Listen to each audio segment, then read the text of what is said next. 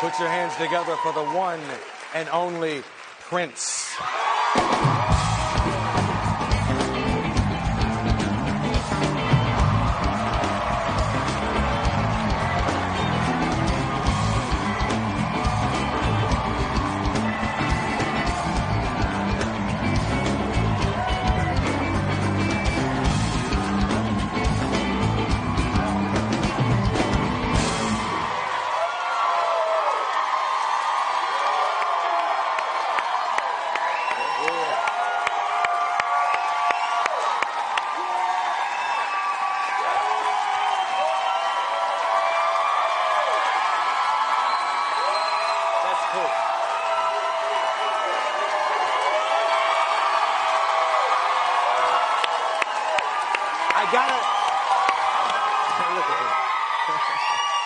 I gotta say one thing.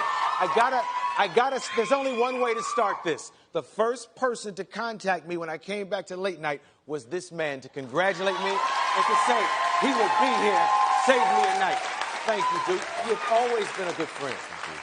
Always. And here's the interesting thing. Do you have a cell phone? No. See, I'm always shocked when I hear from you. But how do you survive in this world without a cell phone? Everybody I know has one. Oh. You're in social media. You have an Instagram account, a Twitter account now? I'm trying to get Princegram. Oh.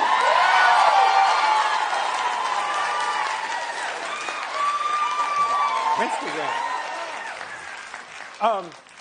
You actually, I saw a selfie of you, or it was yours, I should say. Yeah, I did that. Yeah, that was your first? Yeah. Yes. That was it. How would you, yeah. What do we title that selfie? One. One. That's one.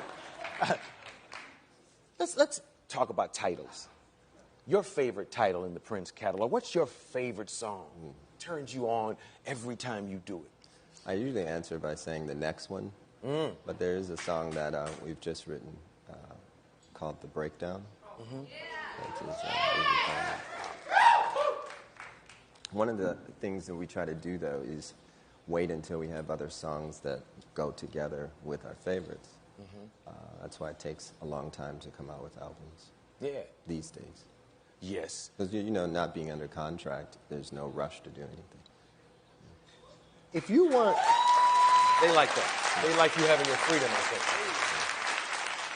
think. If you weren't Prince, what would you do for a living, I mean, because I know there was a point where you maybe thought about something else. What would you do? Well, I can't see you at the bank, even though all the ladies would be in his line,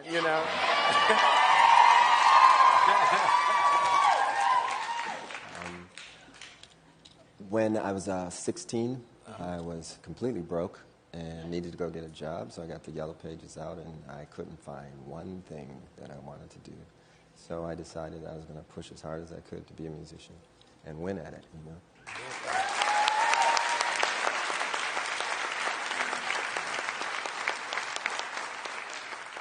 Do you watch any of the shows that bring new musicians to the American public?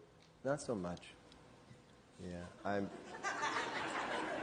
You're talking about, The Voice and Idol, the whole genre. Yeah, I was watching a show with Esperanza Spalding, who's a friend of mine. Bass player.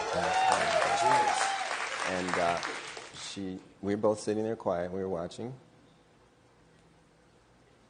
We looked at each other, and then she says, "Are you rearranging the music right now in your head?"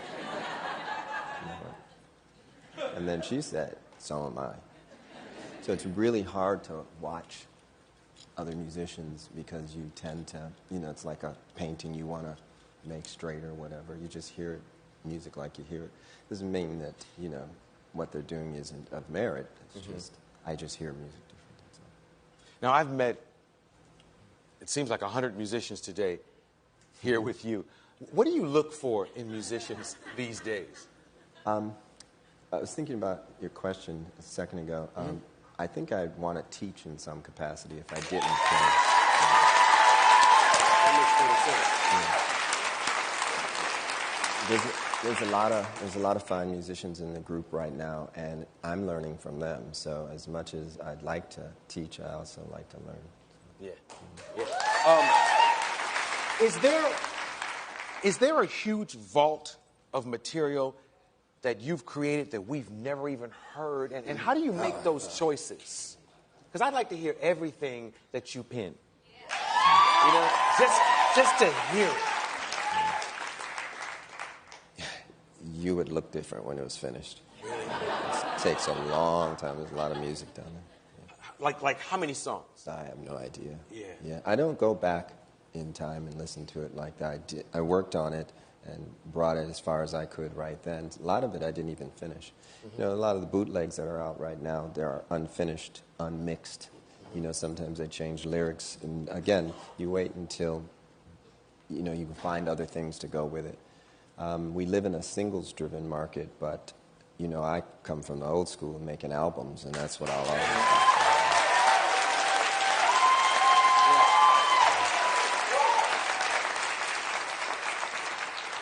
You seem to have somewhat of a love-hate battle going on with technology. I know you haven't always loved the internet. How are you seeing progress right now with all of that? Can you use it to your advantage? It's a double-edged sword. You know, a lot of artists aren't getting paid full scale for their art, and the internet, because of downloading and things like that, is kind of like a black hole. And it's hard to audit, it's hard to get accounting, and it's not that it's just about the money, but it's about justice and fairness. And when people say that they love you and they respect you, but at the same time take, you know, 80% of your earnings, then expect you to fix your own communities, and they'll probably edit all of this out, but...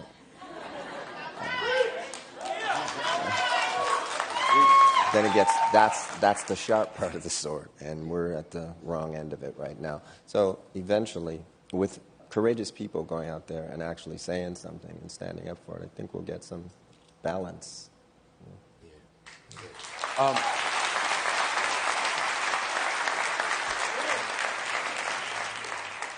We've watched you evolve over the years, not only as a musician, but as a man. And I wonder sometimes when you look back at old material, like I've looked at so much in the last 24 hours to prepare for this, do you look back at old stuff, risque stuff, and want to separate yourself from it? Well, you know, when you're 20 years old, you're looking for the ledge. You know, you want to see how far you can push everything. Mm-hmm. And as an artist, I just went there just to find it. And then you make changes. You know, 30 years ago, there's a lot of things I don't do now that I did 30 years ago. And there's some things I still do. Yeah. Oh, now, when you said that, the first thing I flashed back on is, gosh, he's Prince. I know that. I get all that. But he's also like this normal brother you hang with. I remember a time, and if I have to take this out, you tell me I have to take this out. But I remember one time we went down the way south of Wilshire to an after-hours spot and hung out and partied. That's something that we'll probably... I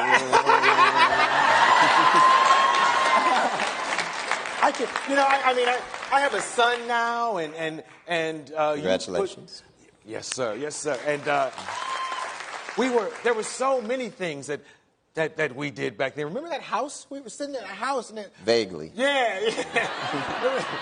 It was like they take you in and they chain the door and it's a pit bull and they give you a drink in a paper cup and he wouldn't touch nothing. He just sat. Were we in somebody's kitchen or something? Yes. Yeah. It was crazy. And Prince was sitting in this house. He wouldn't drink nothing. He wouldn't touch nothing. And he was trying not to breathe. He had a cane. If he could have got oxygen out that cane, we could have stayed longer. But just normal good times as young brothers experiencing success. We should take commercial and come right back. We'll be right back.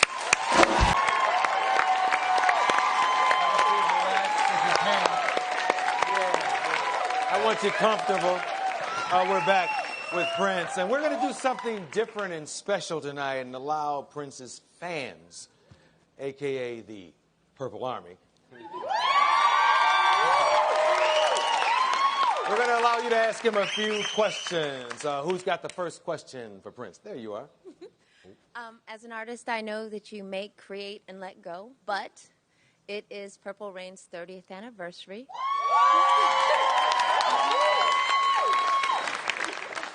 Yes, yes. Look how amazing. I mean, doesn't he look... this proves that Purple don't crack either.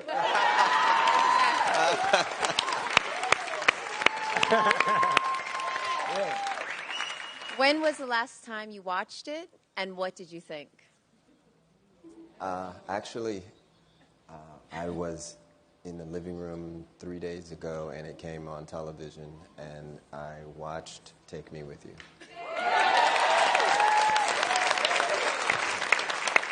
Okay, we have a gentleman who has his purple mock turtleneck on, and he's ready to fire a question at the leader of the Purple Army. Go, sir. Okay, have you ever bought anything off of an infomercial? And if not, were you ever tempted to? Be honest. What's an infomercial? Wouldn't it be funny? Wouldn't it be funny if I had a bedazzler and he didn't? Because I ordered mine late at night and got a bamboo steamer with it. Yep. Bedazzler? Yeah. You don't have a bacon bowl?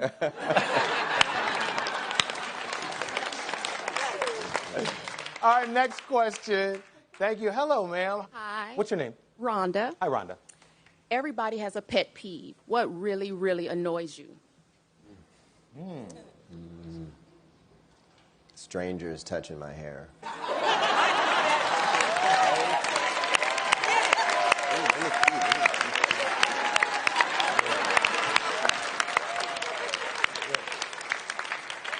When is the last time you got mad and said, hey, do you ever get angry? I got a little bit at a party I just went to after the Oscars. Oh, yeah. Yeah. Folks have a tendency to want to bump into you. Oh, yeah. It's mostly dudes. Yeah. Right. It's never McConaughey's wife or somebody gorgeous. It's always a dude who work at the barbecue restaurant. Yeah. I'm sorry, did I get sauce on your Prince? I'm sorry, bro. Your question, sir. What's your name? Pierce. Pierce.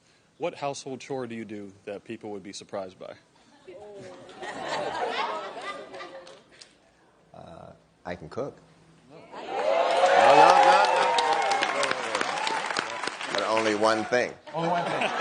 What's the big Prince dish? Omelets.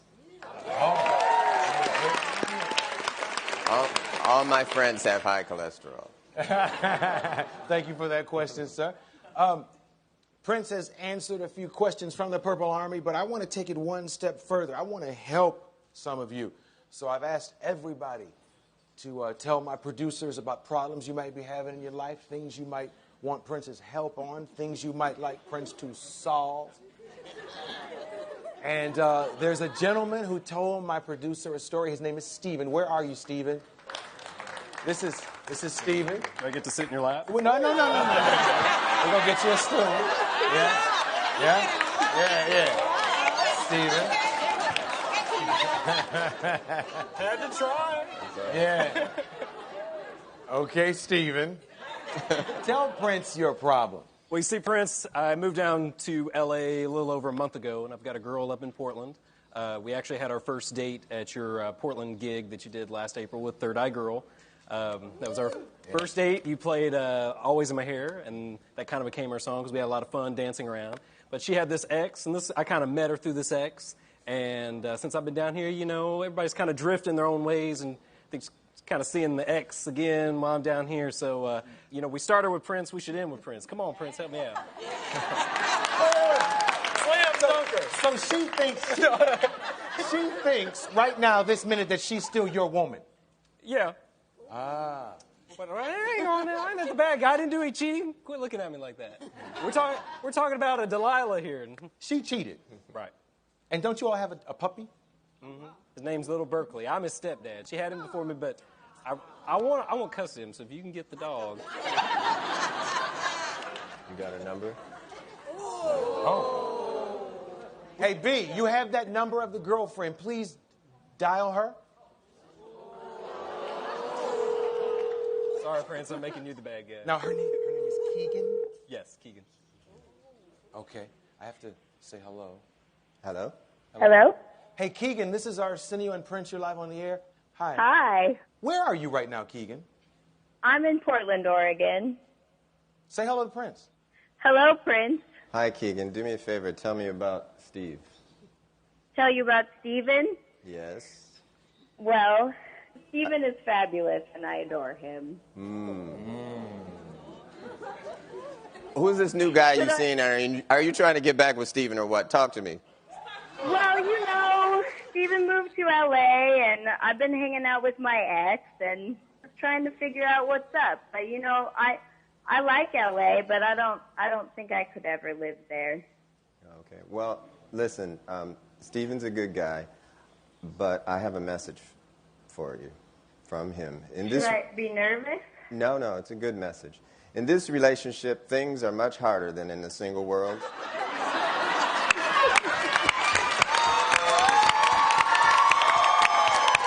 my goodness. Keegan, in this life, you're on your own. Oh, man. Keegan, this is what it sounds like when Steven breaks up with you. Well, you know, like, I want to be sad, but also, if you're breaking up with me, I can't be that sad. And also, are you perhaps available? Because Go right back to your seat. I'm sorry. It might be too soon. There you go. Take this with you. No, I'm not available. All right. Well, Steven's missing out in that case. All right. I'll tell you, though, if you got to have your man break up with you, this is a great way to have it happen. Prince gave her a call.